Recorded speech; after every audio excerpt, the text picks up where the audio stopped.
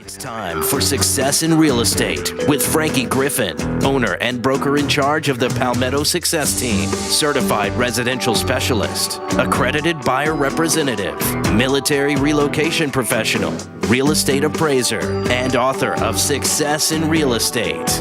If you are interested in buying or selling a home, investing in real estate, or having your home appraised, you will enjoy Success in Real Estate.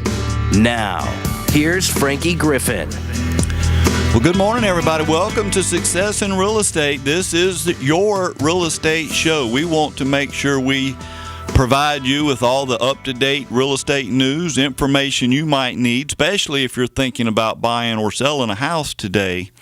We want to make sure you're well informed, make good decisions. That's what this show is all about. And if you have any questions or any comments, love to hear from you. The phone number here in studio is 799-8255.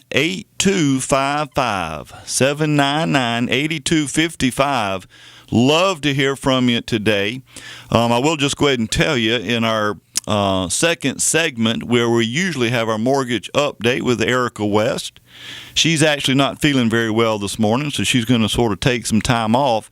So we'll have that segment open also so that if you do have any questions or anything I can help you with concerning real estate, let me know. We'd love to help you.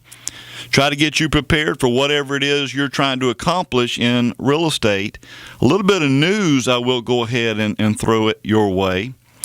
The first show of every month, I kind of like to sort of go back and look at some statistics to see how real estate is doing, or at least in our market area. And what we're seeing so far in the first quarter of this year is not much different than what we saw last year. So it's sort of leveled off a little bit. But I will tell you, in March, it was much better in terms of number of sales prices, much better than January and February. In fact, what we're seeing, or what we saw in March, is about a $20,000 increase in sales price on average from the first 2 months. So things are picking up, at least sales price-wise. And the biggest thing I'm seeing, especially this first quarter compared to, say, first quarter of last year, the biggest difference I'm seeing is the amount of days on the market that homes are staying out there for sale. We have dropped about 3 weeks. It's actually 20 days less days on the market. In fact, on average, right now, you're looking at about 102 days from January through the end of March, the first quarter, days on the market. That is really, really good. And we're seeing where the sellers are actually getting pretty close to what they're asking for. The difference between the list price and the sales price is not much more. It's about a 1% difference market-wide. So this is all good news, in my opinion, especially if you own real estate and thinking about selling it. And if you're curious about where the hot markets are, when I say hot markets, where the most properties are selling right now, that would be on the northeast side of town. And it seems, and it's been that way for quite some time. But in the last quarter, again, January through March, in the northeast side of town, a little over 450 homes sold with an average sales price of just under $217,000. So that's really good. Very good for the Northeast. The next top or hot spot was Lexington and some of the surrounding areas around Lexington, where over 390 homes sold with an average sales price of $195,000. So that's pretty good. The nice thing about the Lexington area, the days on market is about 2.5 months, 88 days. So that's pretty good for them.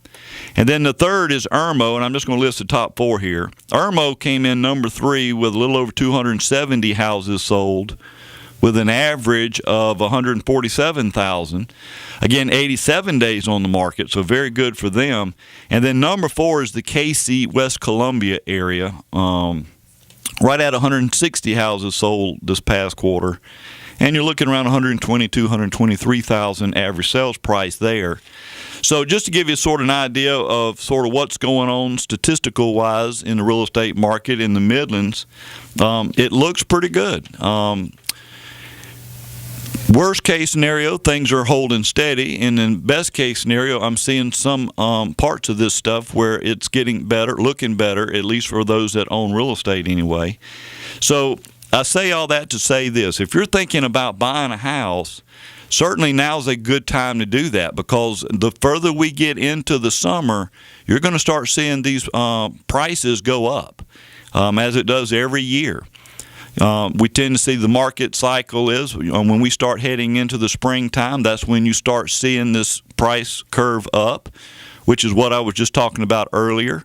In fact, we've seen already a $20,000 on average increase in sales price from January and February to March. So that's a pretty big jump, and we haven't even gotten into the summer yet.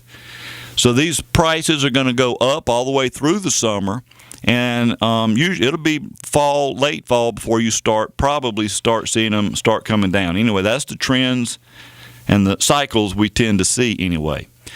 One other little piece of what I think is good news for those that may be contemplating selling their home through a short sale. And if you're not sure what a short sale means you're selling your home short of what you actually owe on it. And unfortunately, we do have a lot of people that are underwater where they need to sell their house, either because they can't afford it, they lost a job, whatever. But they can't sell it because they still owe more on the house than what the house is worth.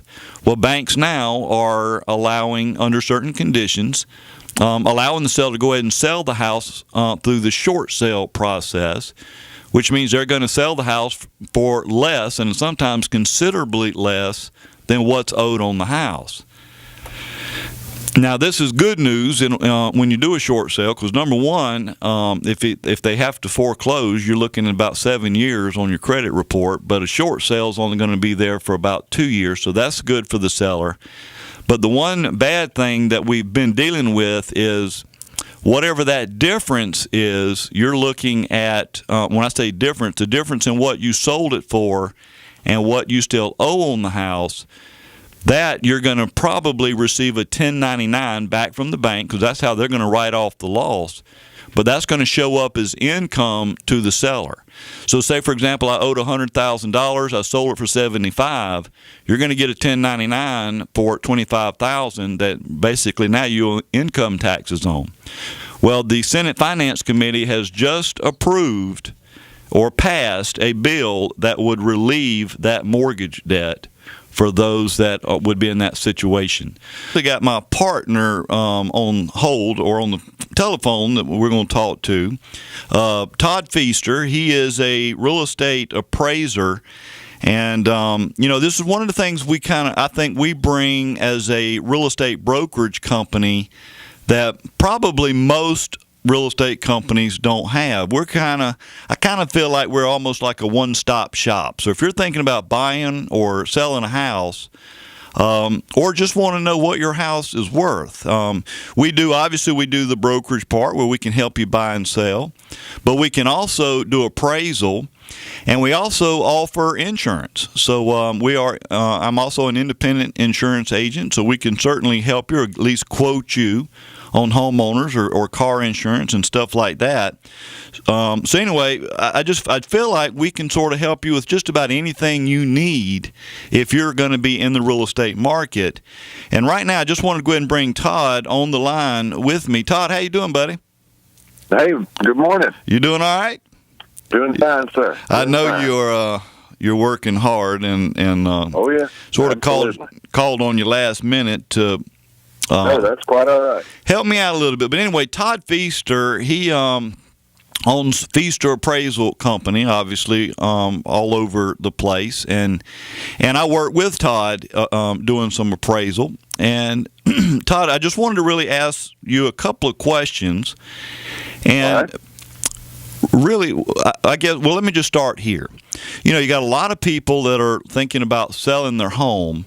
And, the first thing a homeowner is going to be curious about is what it's worth or what they can sell it for. Right. And, one of the things that a lot of real estate agents sometimes have a hard time of explaining, but is the type of value that we're really interested in. Because sometimes homeowners may get a different type of value from a different source and thinking that means that's what they can sell their house for. Yeah, absolutely. Information is not hidden anymore. There are so many places that people can go on and check values and see what things are selling for that are typical and similar to their house. And if you type your own address in a Google search bar, the first thing you're going to get is a Zillow number on what they feel like your property's worth. Mm-hmm. Or the Zestimate, I think they call it. Zestimate, and there are a few more appraisals online. Is another one, and all of those are that's every piece of data that they can find on property transactions in your area, with no thought whatsoever as to how comparable they truly are to what you're trying to sell. Mm-hmm. It seems to me to be quite a waste of time to offer something for sale without having a very good idea of what its value is. Right. Its value based on competitive properties in the market.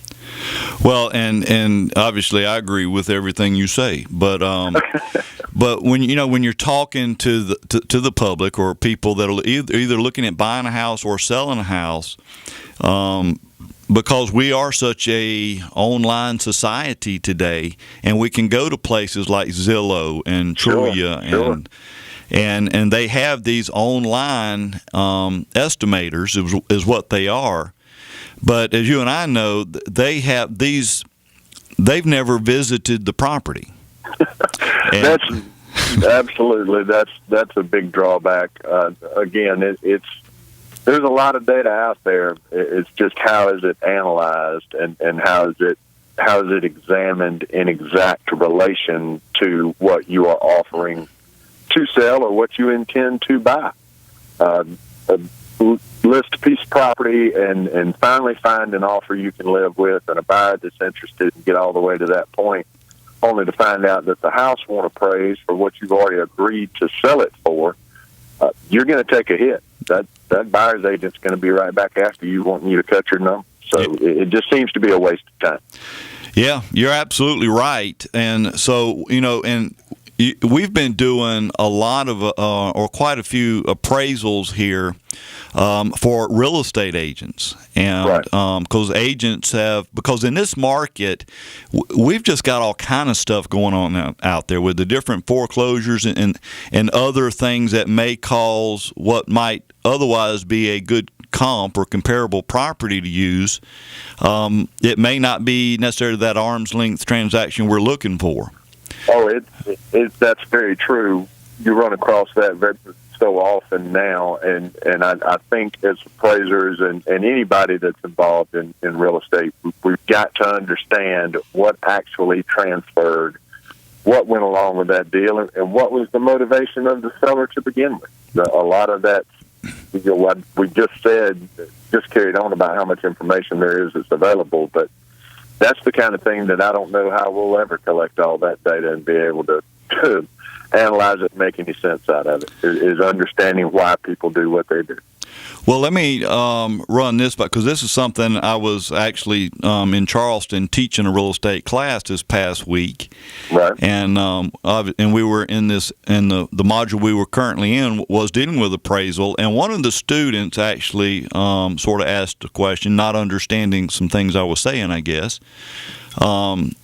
That's kind of hard to believe because I speak so perfectly clear. Right. Absolutely. But he kind of was not being combative, but he was kind of arguing the fact that if what a buyer pays for a house, that is market value. End of the discussion in his mind. In his mind, but what he's failing to understand is that value is an opinion. Price is a fact. We can establish price, and we can show you price. It's converting that into value is where people seem to get a little confused. They don't want to understand that it's not a specific buyer that's willing to come by and pay you 20% more than what you're asking for the property. That's not what a typical investor would do. A typical investor would of course, investigate the value and try to determine if the property is even worth what you're asking before you even ask to speak to you about it. That's really the big difference, and that's a lot of people have that misunderstanding. If you've got a willing buyer and a willing seller, how is that not value? Mm-hmm. Well, if that price replicates itself in the set of data, then you can start to believe that is indicative of value. But one person doesn't make a market. One property doesn't change everything in the neighborhood. And I think what you and I have to look at as appraisers, we have to consider is that price in this case, is that typical? Oh, sure. Is the price typical? Has it had adequate exposure to the market? Is there anything else involved with the sale that's motivating the buyer or seller to do anything other than that in their own best interest? Okay. That's what buyers and sellers are in the market to do, whether you're buying a house or a car or whatever it is that you're buying. You're there to act in what you believe to be your own best interest. Todd, let me throw this at you because we got about a minute and a half, I think, before I got to go to another break. But, Sure. And you brought this up a second ago about there being a difference between price and value. So are you saying that if I paid $30,000 to put this pool in my backyard, are you saying that's not going to increase the value of my home by $30,000? Oh, absolutely not. There's very few things that you do to your house that increase its value a dollar for a dollar. And detached buildings, swimming pools, things like that, they're just not going to return that value because they may not have the same appeal to everybody that comes along. Right. It's as much about market appeal, much more so about market appeal than its actual cost to construct. Okay. Well, Todd, I can't thank you enough for taking a little time out of your day. My pleasure. Okay. Well, hope you have a great weekend, and I know we're going to be talking a little bit later today. So That's right. We'll be talking later today, but enjoy being on and enjoy the show, and have a good rest of your Friday. Thank you, Todd. Have a great one.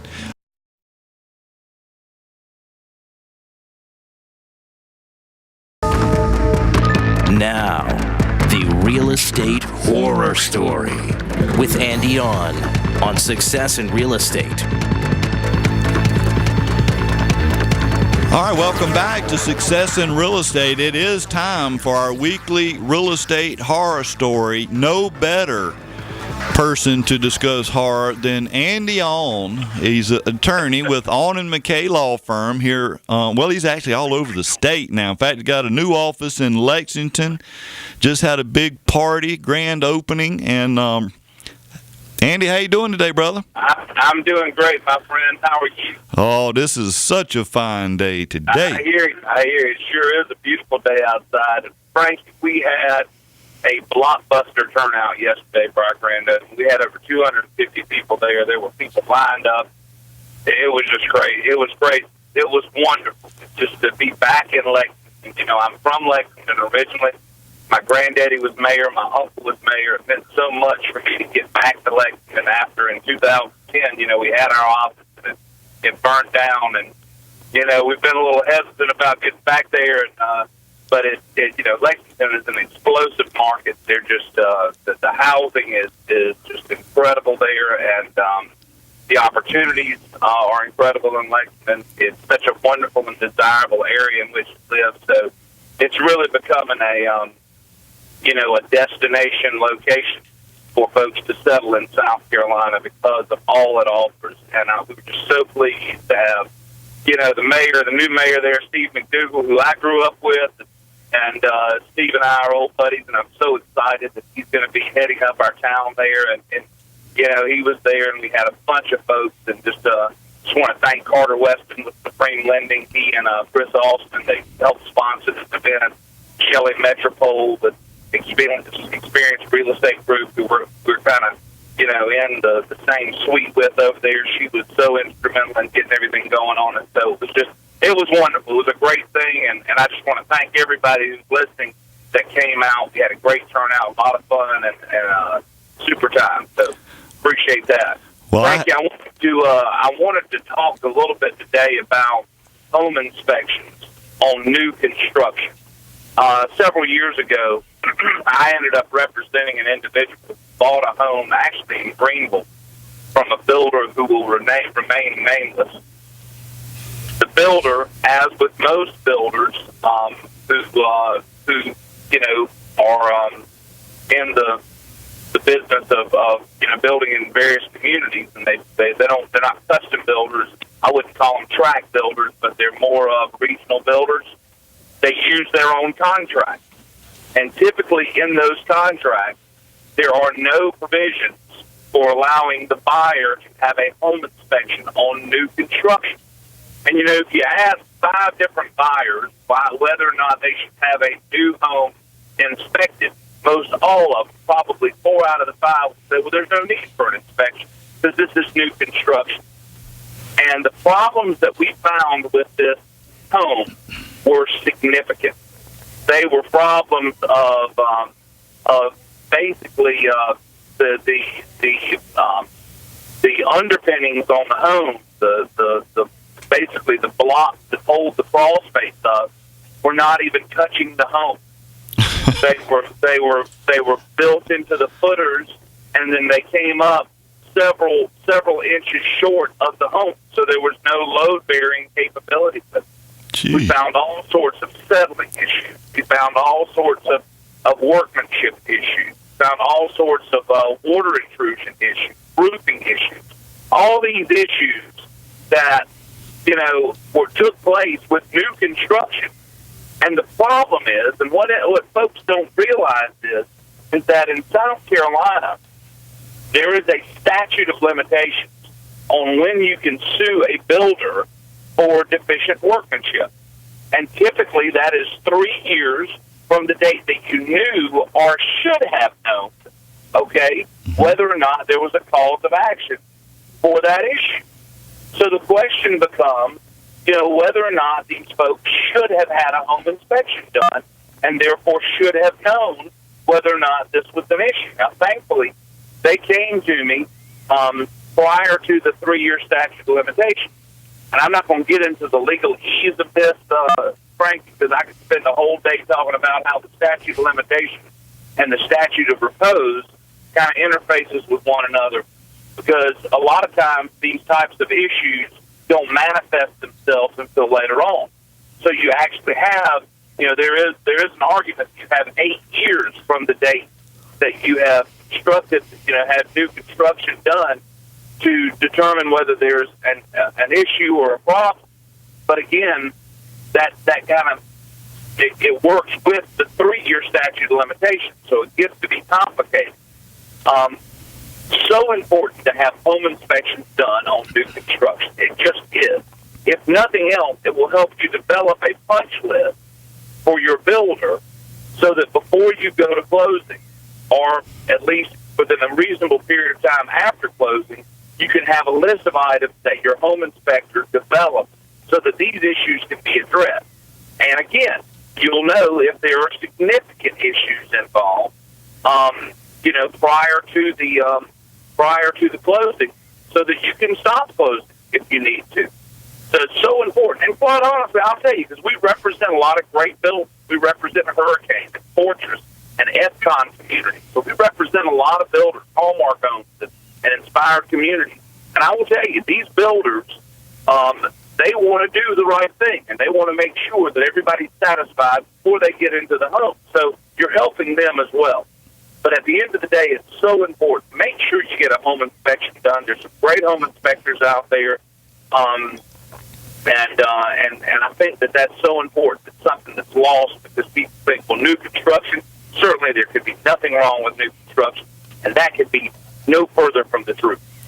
So, well, Andy, I think that's I think you're dead on as always, because you always want to have a home inspection. In fact, in the South Carolina Property Condition Disclosure Law, it states the purchaser has an obligation to inspect the property before they purchase it. Sure does. And so, that's an awesome. I say awesome, not good for that particular client, and I assume you helped them out and got them what they needed. we did. We helped them out. We got them resolved. But I'm telling you, it's just one of those situations, Frankie, where folks don't know. You know, when you're buying a new home and you think, wow, you get enamored with this idea that this is new construction, so nothing could go wrong, and this is not a situation where you're buying a 20-year-old home. And the problem is that gets lost on really what we're, what you want to try to do, which is make sure that you're not buying problems, okay, and not not putting the train on the track, because it's very difficult to unring the bell once you ring it in a situation like this. Well, Andy, and we got a couple minutes left, and in this time, I did want to just say, first of all, I had my first closing in your new office in Lexington Monday. In fact, you were my first closing. Your client was my first closing in the Lexington office. I've got a little ribbon for you. I'm going to give you want a chocolate bar, so I'm very excited for you. But I'm telling you, we had a wonderful closing with your client. Your client, good folks. And appreciated the opportunity to be able to close it in our new Lexington office with them.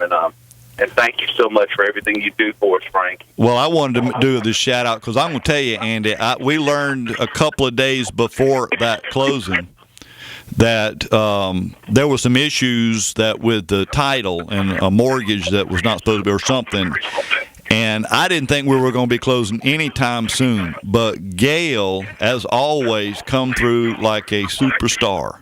I'm telling you, man, you got to stop giving her compliments on the radio because every time I go back in, I get bubbled for more money. Okay, so I don't know what else to tell you. I mean, I don't know how more clearly I could make this.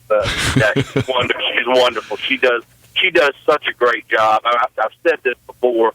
Really, Gail and Leanne and Taylor Sanders in my office, all three of us work together so wonderfully just to make it happen. And we're very, you don't think of a real estate law firm being aggressive, but we're very aggressive about dealing with these issues. When there's an issue that needs to be resolved, we put forth, every effort we can to try to get it resolved. And if it's resolvable, we can get it resolved. So. I appreciate everything you do to grow our business, and we love Gail and Leanne to pieces.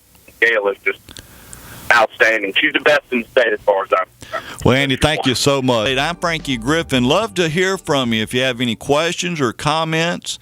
Again, the number to call is 799-8255. 799-8255, and we do have a caller on the line right now. In fact, we got Larry. How you doing, Larry? Hey, Frankie, how you doing? Oh, such a fine day today. I hope you're doing well. Doing great. Thanks for taking my call. I appreciate it. Well, appreciate you calling. Well, I just had a quick question for you. I purchased a house about 6 years ago. I actually built a house in a neighborhood and, paid a good amount of money for it. And now a builder's coming in to finish the neighborhood. They're building a lot of new homes, and the new homes are significantly less money than what I paid for my home. And I'm wondering if there's anything you could suggest that I could do to keep the value of my home from dropping too much. Well, Larry, that's a good question, and I could probably almost guess where you live, because I've gotten that same question a number of times. And honestly, Larry, it's the properties that's around you it's sort of going to set the value, right. What people are paying in that area and what they're willing to pay in that area. It's just a tough situation, and I don't know if you're in the same neighborhood I'm thinking about, but it's unfortunate that things like that happen. But if they're going to build, well, let me ask you: are these homes are they smaller than your home, or just cheaper? Or well, I haven't really. I mean, they haven't even started building them yet. They're just doing a lot of the foundation work right now. But I believe that they are smaller, and I know that they're about $100,000 less than what I paid for mine.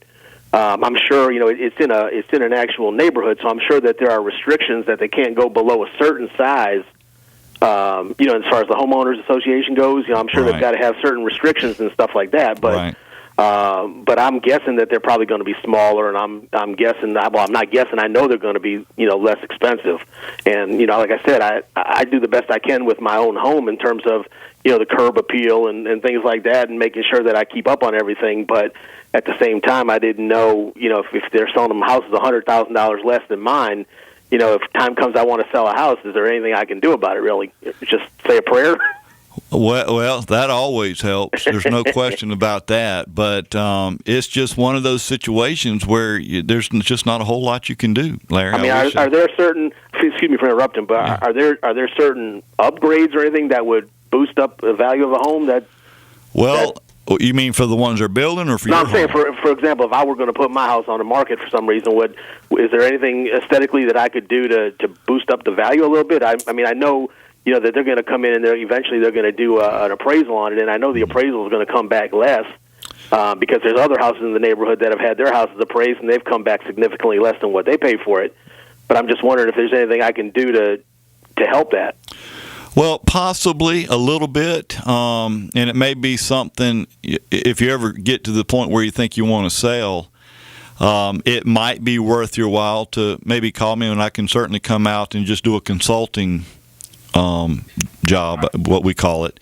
I mean, we could do an appraisal if you want to, but a lot of people are asking just for a consultation. I'm thinking about selling. What can I do to try to get the most value out of the house? What types of things can I do that will create the best return on the investment? Those kind of things. But I'll just tell you what you want to be careful of is that you don't outbuild the neighborhood any more than you already will be when they build these other houses. Right. Well, of course, who knew 5 or 6 years ago that all this was going to happen? Well, this is true. This is true, and as tough as it is, you certainly don't want to start throwing more good money after or bad money after or good money after bad. I'm sorry. Right. I'll get it right in a minute, but I wish there was something I could tell you that we could fix that problem, Larry. There's just not a whole lot you can do right now. All right. Well, I'm not looking to sell at the moment, so I don't have to worry about it at this time. But I was concerned, and I thought I'd ask you about it. So I appreciate your time. Well, hey, I appreciate you calling in. Hope you have a great weekend. I'm enjoying your show too, and I wish you a lot of luck with it. Well, thank you very much. All right. Take care. Take care. Thanks. Bye-bye. All right. And if you have any questions, certainly give us a call. The number is 799-8255. 799-8255. We've got a couple minutes left, and in the time we do have, I want to bring a friend of mine on. He's actually in studio. Jerry Bilton. He does real estate photography. He does videos. In fact, he videos this show every week. So if you happen to miss the show one week and want to go back and look at it, just go to my website, which is www.frankiegriffin.com, and you'll see the actual video of our show every week. It does such a great job with everything he does. But anyway, Jerry Bilton, how you doing, Jerry? Good morning. I know you're used to kind of just standing behind that camera watching me, but you've been doing photography now for how long, Jerry? Oh, gosh. If I count all of the time that I've had, probably somewhere around 20 years. That's been quite a while. And you specialize in real estate photography. I do. Meaning that's all you do for the most part. That's all I do for the most part. Now, I get some people that'll come and ask me that work at a company that need corporate stuff done, but for the most part, I deal with houses and try to make those houses look as well as I can make them look, especially for people who are trying to sell their home. Right. Well, and we've talked about this several times on the show, but if somebody's going to be looking to buy a home, they're going to be online. They're looking on the internet. And there's a difference between it taking a picture and a photograph. Absolutely. We try to give a image and an impression of the home as to how you feel living in the home. In other words, you can almost see yourself there. Right. Well, that's a good point. You want the potential buyer to feel like they're looking at their home, not just a house. Absolutely. And I know a lot of times it gets to be a little bit on the, confusing side for some people, but staging a home before I come in and photograph it. It's really very important because removing some of your personal items, and I know they're valuable to the folks that own the home, but to the new person coming in, they could care less about it. You're right. Well, Jared, we've only got a little bit of time left, but if somebody out there is thinking about selling their home, or maybe they're selling their home, maybe by owner or whatever, and would like to just talk to you, get some information about what you do, how much it costs, how can we get in touch with you? They can give me a call on the cell phone, 331-9035, or they can basically go to my website and look at my work, imagesbyeagle.com. Awesome. Again, imagesbyeagle.com. And if you missed any of that, just go to my website, frankiegriffin.com.